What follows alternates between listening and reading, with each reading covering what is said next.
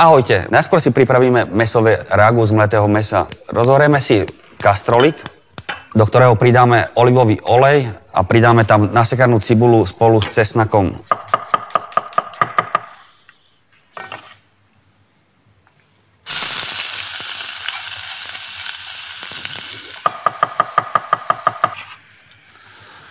Cibulu s cesnakom poriadne orestujeme. A medzi tým si pripravíme baklažan. Baklažan je samozrejme umytý, odstraníme tento koniec a nakrájeme si ho na hrubšie plátky. Teraz si plátky baklažanu poriadne nasolíme a necháme vypotiť. Zhruba tých 5 minút bude stačiť. Tak, základ máme pripravený, teraz pridáme mleté mäso.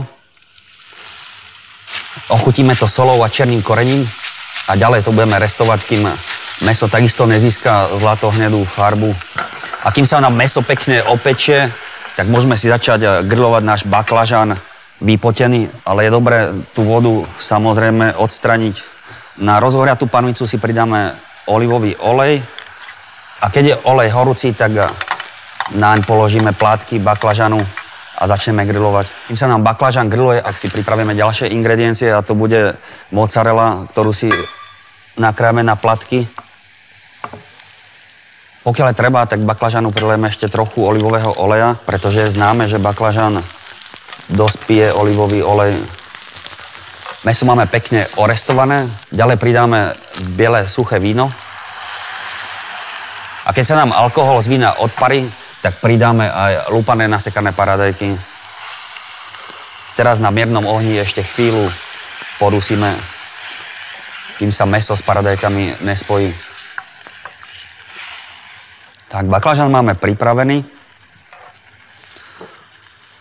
Teraz si zoberieme zapekacie misky a začneme si baklažan prekladať s mäsovou zmesou, mozzarellou a bazálkou. Takže na spodok si dáme baklažán, mäsové ragu.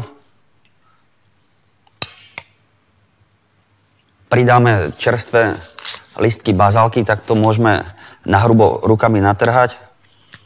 A pridáme takisto plátky mozzarelly. A tak ako pri lazaňách napríklad urobíme 3 vrstvy.